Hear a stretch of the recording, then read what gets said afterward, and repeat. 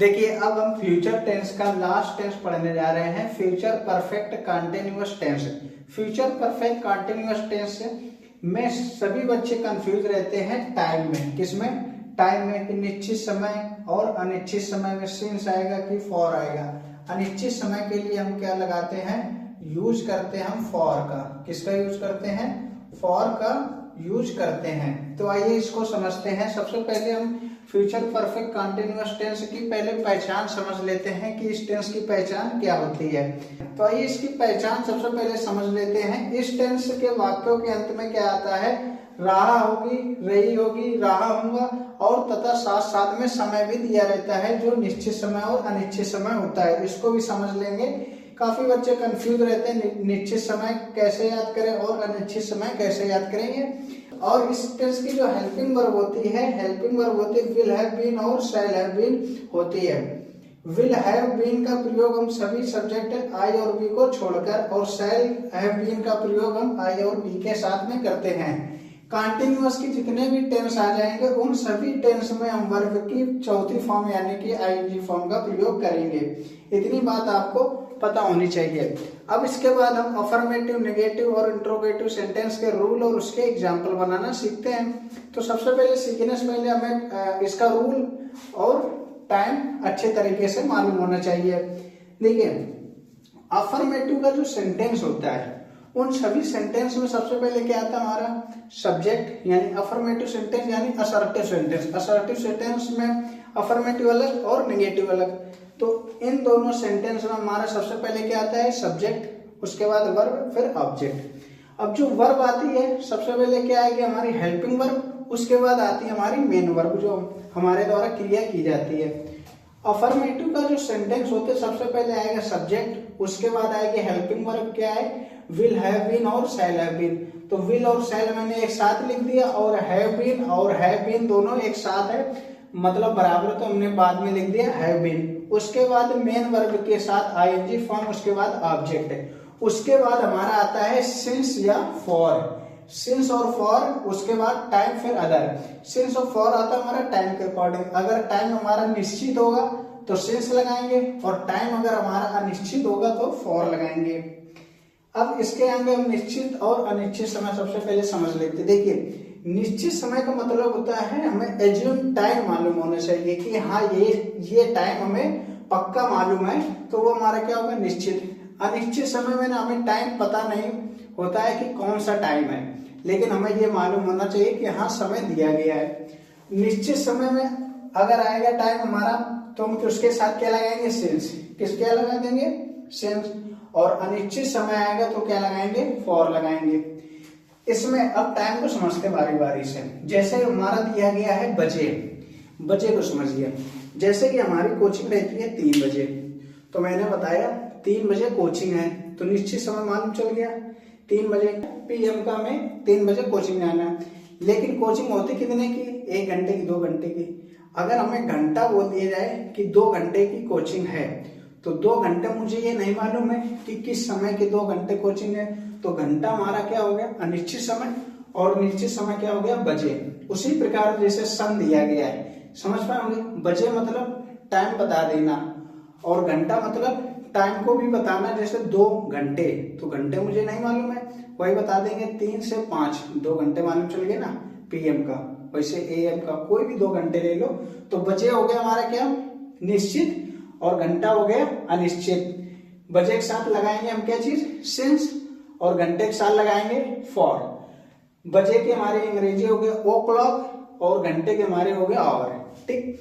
अब हम समझते हैं सन को। देखिए सन अगर हमें लिख के दे देगा कि 1990, 1991, तो ये हमारा क्या हो गया? समय पूरा निश्चित बता दे रहा है कि कौन सा साल है। जैसे कि 2000, 2020, 2018, ये हमें क्या हो गया? निश्चित। अगर इसी में अगर आप बोल देगा 2 साल, तो मुझे 2 साल मालूम ही नहीं है कौन से 2 साल, 2018 कि 19, ये मुझे नहीं मालूम। तो हमारा साल हो जाएगा क्या चीज? अनिश्चित, और सन हो जाएगा क्या चीज? निश्चित। साल के साथ हम लगाएंगे सिंस, और सॉरी सन के साथ लगाएंगे सिंस, और साल के साथ लगाएंगे फॉर। फिर दिया गया क्या चीज? जनवरी, फरवरी, मार्च। अब यहां समझिए, अगर हमें किसी महीने के नाम बता देगा तो मुझे निश्चित मालूम हो जाएगा कि कौन सा महीना है। तो महीने का नाम बता देगा, महीने का नाम आ जाएगा तो लगाएंगे सिंस। और केवल अगर बोल देगा महीना, 2 महीने, 4 महीने, 5 महीने, तो महीने तो मुझे नहीं मालूम है, केवल महीना बताएगा कितने महीने, तो महीने के साथ क्या लगाएंगे फॉर। महीने की अंग्रेजी क्या बनती मंथ। फिर आ जाएगा मंडे, ट्यूसडे, कितने 7 डेज होते हैं। अगर मुझे 7 डेज के नाम दे देगा वो क्या हो जाएगा निश्चित। और अगर केवल दे देगा डे, 2 डेज, 3 डेज, तो क्या हो जाएगा अनिश्चित। तो डेज के साथ लगाएंगे फॉर और डेज के नेम आ जाएंगे तो सिंस। उसी प्रकार फर्स्ट वीक, सेकेंड वीक, महीने में कितने 4 से 5 वीक होते हैं। तो अगर बोल देगा सप्ताह, तो सप्ताह नहीं मालूम है महीने में कितने सप्ताह, महीने के कौन सा सप्ताह है, तो सप्ताह के साथ लगाएंगे क्या चीज फॉर। और सप्ताह का अगर हमें दे देगा first week, second week, third week, fourth week, तो हम उसके साथ क्या लगाएंगे सिंस। इसी प्रकार मॉर्निंग हो गया, इवनिंग हो गया, नाइट हो गया, टू नाइट, ये हमारे क्या है निश्चित समय है। इन सभी के साथ लगाएंगे सिंस और इन सभी के साथ लगाएंगे फॉर। आई होप आप टाइम को समझ पाएंगे। अब इसके आगे हम सेंटेंस करते हैं बारी बारी से, अफर्मेटिव, नेगेटिव और इंट्रोगेटिव। हम इसमें अफर्मेटिव सेंटेंस के एग्जाम्पल को समझते हैं किस तरीके से करेंगे। तो अफर्मेटिव सेंटेंस में सबसे पहले हमारा सब्जेक्ट आता है। तो सब्जेक्ट हमारा सेंटेंस में दिया गया है राजू। तो राजू की पहले हम अंग्रेजी बना लेंगे। राजू के बाद हमारा आएगा हेल्पिंग वर्ब। अब राजू के अकॉर्डिंग हमारा विल आएगा कि शैल आएगा। तो राजू आई और वी आया नहीं है तो क्या लगाएंगे विल लगाएंगे। आई भी आएगा वहां शैल लगाएंगे, बाकी हर जगह क्या लगा देंगे विल लगा देंगे। उसके बाद आएगा हमारा have been. Raju have been. उसके बाद आएगा हमारा मेन वर्ब के साथ आईएनजी फॉर्म। सब्जेक्ट हो गया विल शैल, उसके बाद आएगा हैव बीन, मेन वर्ब के साथ आईएनजी, उसके बाद क्या आएगा ऑब्जेक्ट। तो अब हमारा आएगा मेन वर्ब। मेन वर्ब क्या हमारा जाना, और जाना में लगाएंगे आईएनजी। उसके बाद आएगा ऑब्जेक्ट, कहाँ जा रहा है स्कूल जा रहा है, तो गो के साथ हमेशा प्रीपोजिशन आती है टू। उसके बाद स्कूल। अब इसके बाद आएगा हमारा सिंस या फॉर। तो क्या आएगा सिंस आएगा कि फॉर आएगा। तो टाइम देखेंगे। अब यहाँ देखिए टाइम हमारा दिया गया है 7 बजे। मुझे पूरा कंफर्म मालूम है कि मैं 7 बजे जा रहा हूँगा। तो राजू 7 बजे जा रहा होगा। तो 7 बजे क्या हो गया हमारा निश्चित हो गया। तो निश्चित के साथ क्या लगाएंगे सिंस लगाएंगे। तो यहाँ आ जाएगा हमारा सिंस 7 o'clock।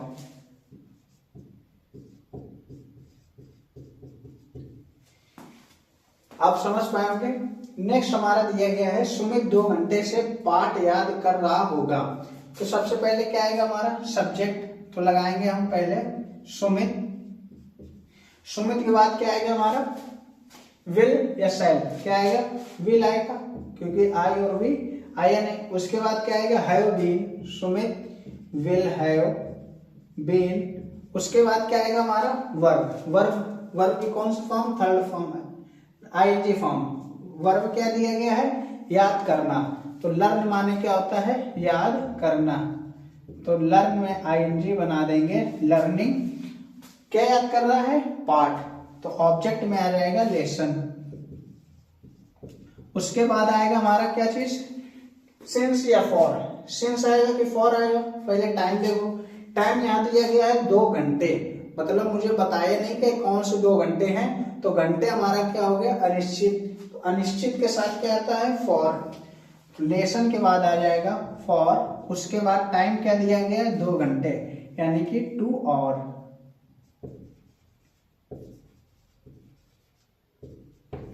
ठीक।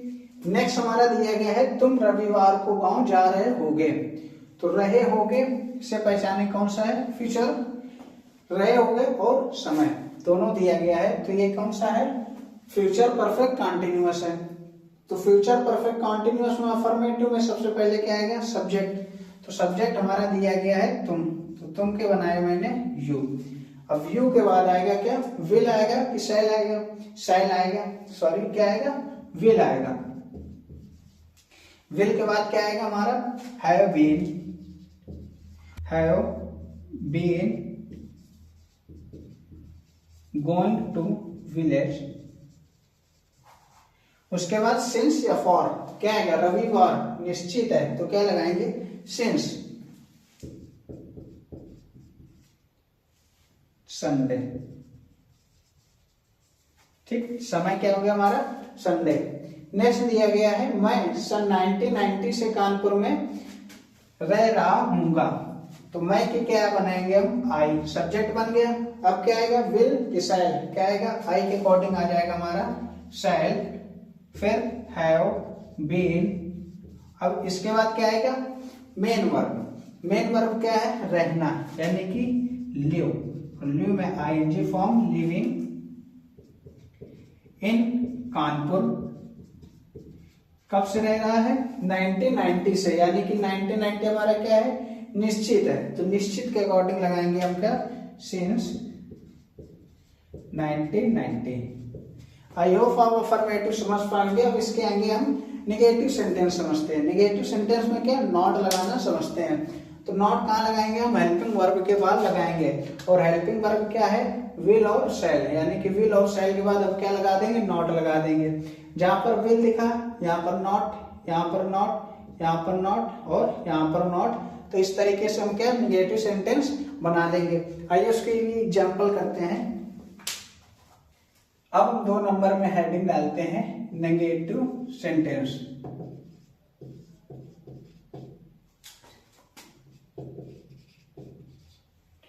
नेगेटिव सेंटेंस क्या होता है, हम हेल्पिंग वर्ब के बाद क्या लगा देते हैं, नॉट। तो सबसे पहले इसका क्या लिखते हैं हम, रूल लिखते हैं। रूल में हमारा आता है सब्जेक्ट, फिर क्या आएगा, विल या शैल, उसके बाद आएगा नॉट, उसके बाद हैव बीन, फिर मेन वर्ब के साथ आईएनजी फॉर्म, उसके बाद ऑब्जेक्ट,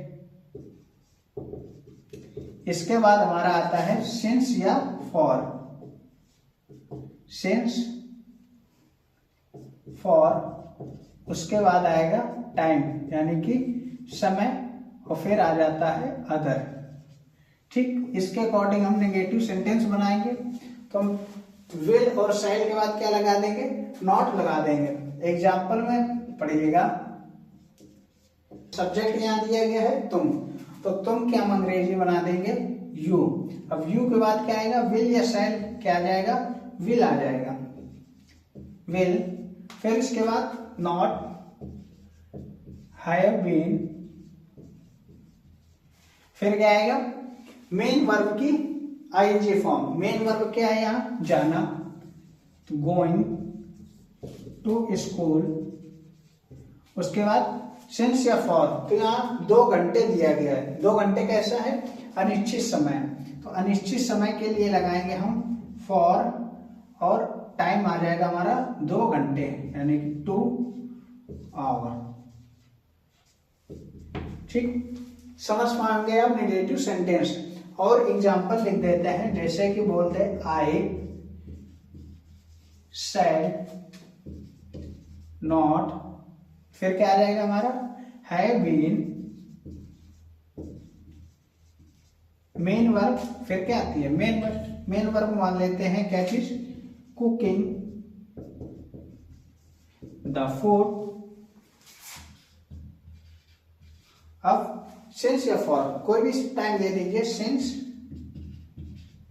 खाना कितने बजे, 9 o'clock। इजी सिंपल, समझ पाओगे अब नेगेटिव सेंटेंस। अब इसके आगे इंट्रोगेटिव सेंटेंस। इंट्रोगेटिव सेंटेंस आप जानते हैं 2 प्रकार से होता है, टाइप फर्स्ट और टाइप सेकंड। टाइप फर्स्ट होता है जिसमें हम यस या नो, यानी कि जो हिंदी में जो वाक्य आते हैं क्या शब्द से चालू होते हैं। और जो टाइप नंबर सेकंड होता है, उन सेंटेंस में जो प्रश्न सूचक शब्द होता है, जैसे कि क्या हो गया, कौन हो गया, कहाँ हो गया, कैसे हो गया, किसको हो गया, तो ये हमारे सेंटेंस के बीच में आते हैं। और इन सभी प्रश्न सूचक शब्द की अंग्रेजी हम पहले बनाते हैं और उसके बाद हेल्पिंग वर्ब बनाते हैं। तो आइए इसको भी समझ लेते हैं 1-2 एग्जांपल के साथ, तो अच्छे से आपको समझ में आ जाएगा। अब हम समझते हैं इंट्रोगेटिव सेंटेंस।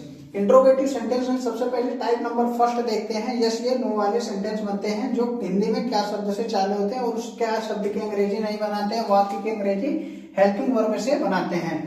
तो सबसे पहले हमारी क्या आएगी, हेल्पिंग वर्ब आएगी। उसके बाद क्या आएगा, सब्जेक्ट, फिर अगर इंट्रोगेटिव सेंटेंस नेगेटिव है तो नॉट लगाएंगे। फिर हैव बीन मेन वर्ब के साथ आईएनजी फॉर्म ऑब्जेक्ट, उसके बाद सिंस या फॉर, फिर टाइम, फिर अदर आता है। तो ये इंट्रोगेटिव का टाइप नंबर फर्स्ट है। और टाइप नंबर सेकेंड अगर बोले तो टाइप नंबर सेकेंड क्या होता है? टाइप नंबर सेकेंड को हम बोलते हैं WH वर्ड, यानी कि जो हमारा प्रश्न सूचक शब्द होगी उसकी अंग्रेजी हम पहले बनाएंगे। सभी प्रश्न सूचक शब्द की अंग्रेजी WH वर्ड से चालू होती है, इसी वजह से इसको हम WH वर्ड टाइप बोलते हैं। तो सबसे पहले इसका रूल देखते हैं। इस रूल में क्या आ जाता है?